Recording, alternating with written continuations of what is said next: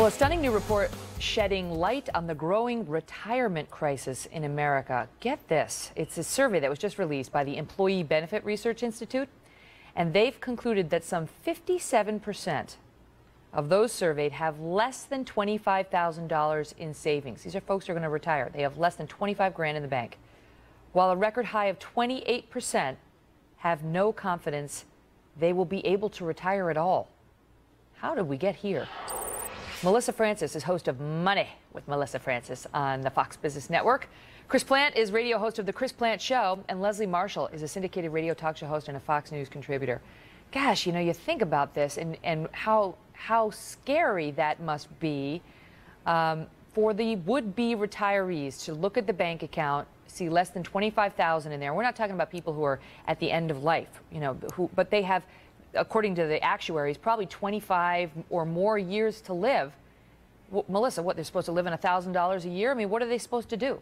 No, I mean, it is a really scary set of statistics. When you add to that 28% of Americans have dipped into their 401k during this past recession because they didn't have enough money to get by. You add on to that how much home equity value has been lost during this downturn. I mean, for our parents, that was one big way that they always planned on retiring. You saved up for down payment, you bought a house, you lived in it, raised your family there, and then when you wanted to retire, you sold it and you used all that equity that had grown over that time to retire on. Almost all of those things have disappeared at the same time.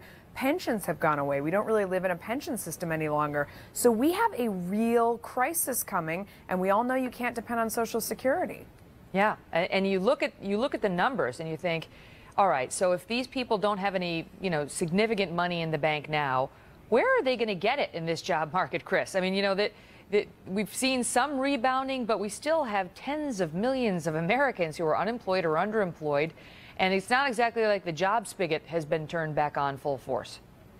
Yeah, I mean, how many starter jobs are there on golf courses across America? It looks like we're all going to have to work forever at this point.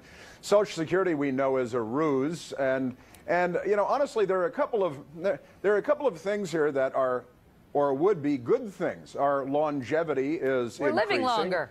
So yeah, we're living longer, and interest rates are low. Those on the face of it sound like a couple of pretty good things, but when you combine them in a period of low economic growth and very low interest rates, these retirement funds are predicated on assumptions of healthy growth in the economy and interest rates which accrue money in a safe way into these accounts. And when you do away with the interest income and you do away with the economic growth, you see a deflation of these retirement funds, and they're not worth what you projected they would be worth, so you run out of money 10 years more quickly than you thought you were going to. And you're living 20 years longer than you thought you would. I mean, the study, they talked to the actuaries, and they said a man who reaches age 65 this year is now expected to live an additional 20.5 years. And women who turn 65 this year are now expected to live an additional 22.7 years. So, you know, pretty good numbers in terms of your lifespan, Leslie, but they weren't really planning on living that long, and nor were the employers, and nor has the government been planning on seeing people live this long. No, that's true. And by the way, when I did some research on this, the longer we go into the future, the longer people are going to live. That's what the scientists are saying, the geneticists are saying. I want to know, Megyn, why women aren't going to be living as long as men. It used to be the other way around. Because we're doing this. Because now we're no longer, you know, taking care of the field. We're going out and having all the stress of, you know, this job. Right. Okay, so now I'm going to present something, okay? Now, as much as I know my buddy Chris over there would like to blame our president and Democrats, et cetera, for this, we really can't. We have to blame ourselves. I'm guilty of this too, which is we love to live now.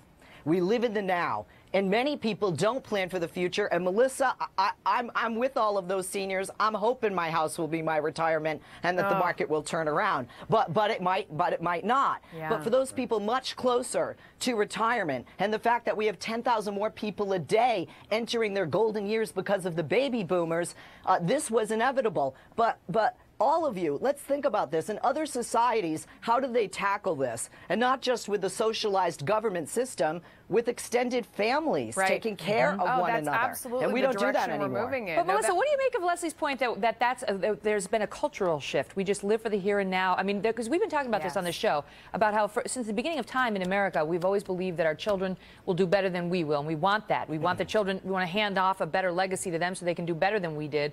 And now there seems to be this shift in the country where we're saying, you need to support me. Yeah. No, I mean, there has been a huge shift, and I think that it's up to us, because we want to find solutions to this problem, obviously. It's up to us to, number one, talk to our kids about savings. I mean, they have to understand out of the gate that this is something they have to do over their lifetime. And a lot of people say, pay yourself, pay your savings account, pay your 401k first. We have to consume less. I mean, maybe you're not saving for that down payment any longer. Maybe you're a renter. I mean, there are a lot of wonderful homes that are for rent now in this country as a result of everything that's happening in the housing market. When you're looking at your student debt loan and you're looking at what you want to do for college, you have to decide on a practical field and a college that you can afford. I mean, we have to train our kids to not consume and go into debt today, but plan ahead for their futures. But if they don't listen to Melissa, Chris, right. I mean, because the survey showed 28% of Americans have no confidence not listen they'll have to me? enough dough to retire. I know. Please, I've been telling you, money. 28% of Americans have no confidence they'll have enough dough to retire comfortably. That's the highest in the study's history. So these people don't believe they're ever going to be able to retire. So if they don't actually listen to Melissa because they don't have the money or they just don't have the drive to do it, then they find themselves without money, 65 years old. What happens to them? They look to the government, and does the government have the money? No, obviously we know that the Social Security Trust Fund is a joke. There's no trust fund there. We know that the demographics are shifting and that we're going to have fewer people in the workplace with lower incomes paying into a system where we're trying to support more and more people who are retired. It is in part the sort of me generation coming of age, the, what about me? I'm going to live in the here and now, forget about tomorrow mentality that is playing into this.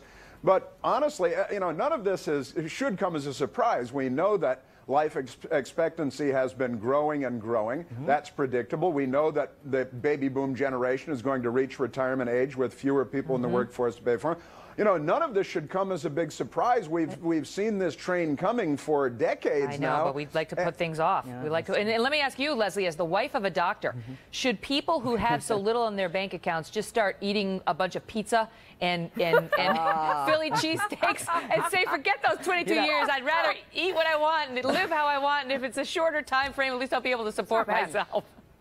You know, my husband constantly gives lectures on prevention. He's an orthopedic surgeon, but he does talk about nutrition, diet, exercise. And honestly, don't get mad at me, guys, but I said, honey, if you talk to them about prevention, you're going to go out of business. He looked at me and he goes, no, because they don't listen. They don't listen. Because they won't listen to what I say. It's true. Well, we don't. If people listen, there would be no smokers in this country. There'd be nobody abusing alcohol. Go ahead, Melissa. But Megyn, I think it comes back to one thing that we said at the beginning of this discussion, that it's going to fall on the middle generation, whether they like it or not, to support both their children and the older people in their family. There's sort of no way around that. We're also going to be working a lot longer. I mean, that's just the fact of the matter. I don't know. I've had a job since I was 6 months old. I mean, I'm expecting to continue to work to the very end. I think there's no way around it. Do people know that Melissa was a very famous child actress? I don't know about very famous, Megyn. That's generous of you. You were. I've been working for a long time, and I'm going to keep working. I watch you. She was a star of Little House on the Prairie, so she really was. She was adorable. And had you been my daughter, I would have put you on TV as well. All right, panel. Well, thank you. It's an interesting discussion. We're going to live longer, but we're going to be really poor. So see you there. But we'll be happy, right? Oh, joy.